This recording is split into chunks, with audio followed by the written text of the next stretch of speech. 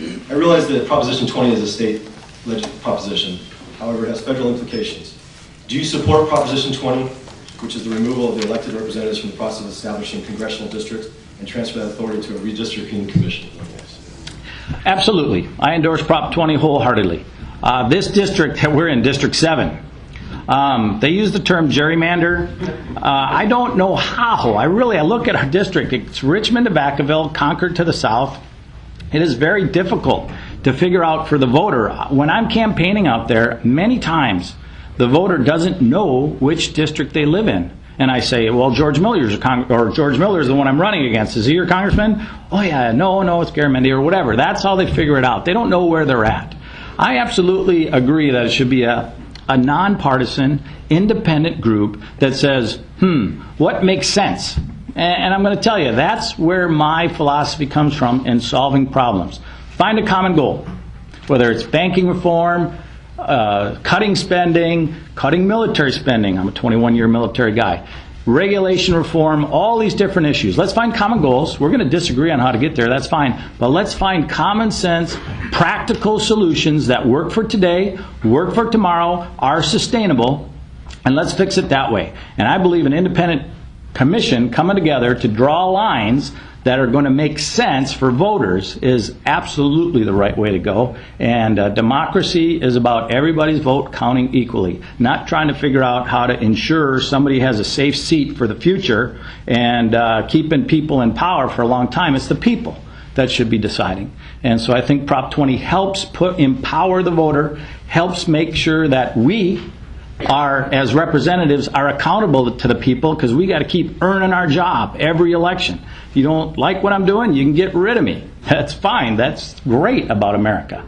And if we have more competitive districts based on what makes sense and not necessarily party affiliation, then you're going to get, I think, more competitive races. You're going to get representatives that are more accountable to you, more connected to your issues, that are trying to earn your vote up in Washington instead of just taking you for granted. Thank you.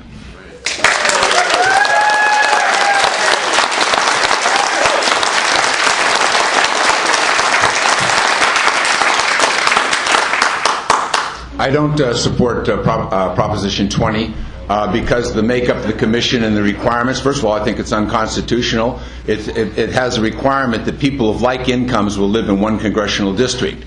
You want to talk about a gerrymandered district if you're going to start running around trying to find people who can live on Russian Hill and get enough of them to create a congressional district. I've always supported a commission. I've supported a national commission to set down bipartisan, neutral rules on how congressional districts are drawn in this country, and have California and Texas and Illinois and Mississippi do it under those guidelines. That, to me, is fair. That will lead to competitive districts. I don't have a problem with a competitive district. And I think that that's the most important way. But to have California operate under this kind of commission with these cockamamie rules, and then have Texas be able to do it whichever way advantages them when they look at the National Congress, we saw that 5 years ago in Texas, I think is a huge mistake for California and its ability to fully participate in the Congress of the United States. And so I'm all for a commission, but this one is absolutely cockamamie. I would prefer Proposition 27 that gives it back to the legislature and then lets the people vote on whether they like it or not. Let the people make a decision about whether they like the districts or they don't like the districts. Thank you.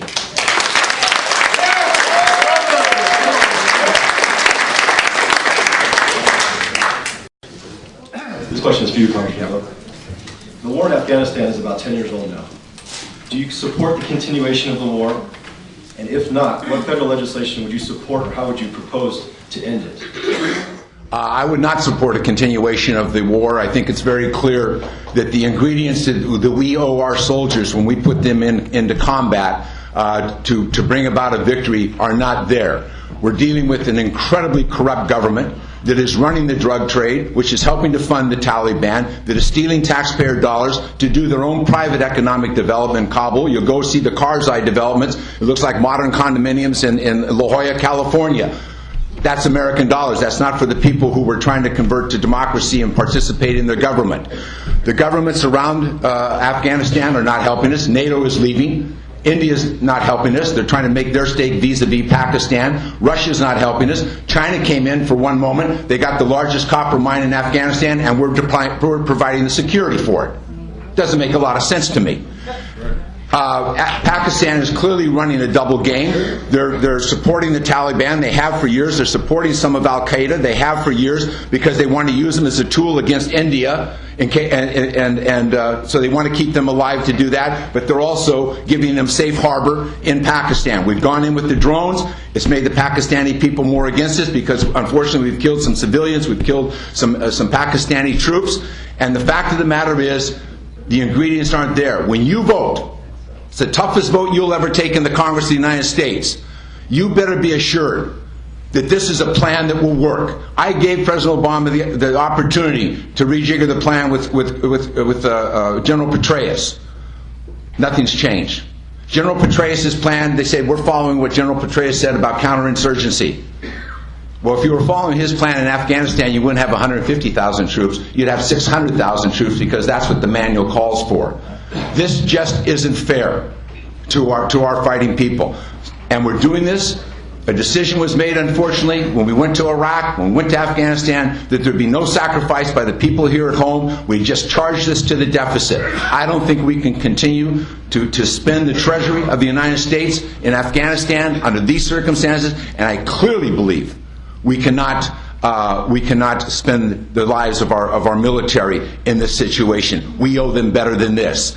And the fact of the matter is, I support a policy that starts the process or the safe withdrawal of those troops, whatever time it takes to get them out, but to get them out and stop fooling ourselves that we're going to turn this into a 21st century democracy when we have the corruption that we have in this government, and we're funding this with taxpayer dollars is an outrage. We're paying the Taliban to protect the trucks. The trucks get attacked. They charge us more. Then we pay the security, which is run by the Taliban, and that money is used to buy bullets if they don't steal them from the trucks to kill our soldiers. No, I'm out of this.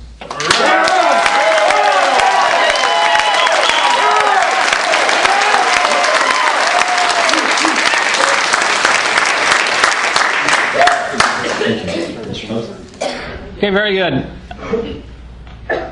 The question related to funding of the war. I've been to that war. I've participated. I've been to Afghanistan. I've been to Pakistan. That was interesting because I had people on my airplane. I was the aircraft commander flying a C-17 right after the earthquake in Quetta. And there were folks on my airplane downloading that airplane that I knew were part of the bad guys. Just that was where we were at. But as we work in there, you're trying to make these new relationships with these people and win them over. Now, when I heard my congressman voted against the funding for me as a combat troop, it brought back the memory of those folks at Valley Forge wrapping their bloody feet in the snow. Because that's what the Continental Congress did to their troops, did not fund them. And the difference between George Miller and I is he says it can't be done. In the United States military, in the United States Air Force, I'm paid to get it done. Now, I absolutely agree that we have screwed up in our war in Afghanistan and Iraq. We have made some terrible mistakes. And the fact that we're there 9 years later is unacceptable to me as well.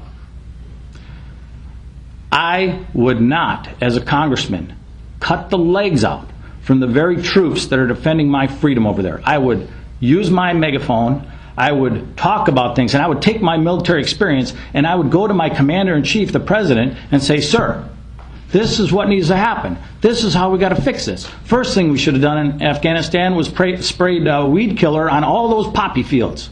That was the first thing we should have done. And then paid those farmers and helped them to learn to build another crop. Yeah, I've got ideas to how to run that war differently, you bet.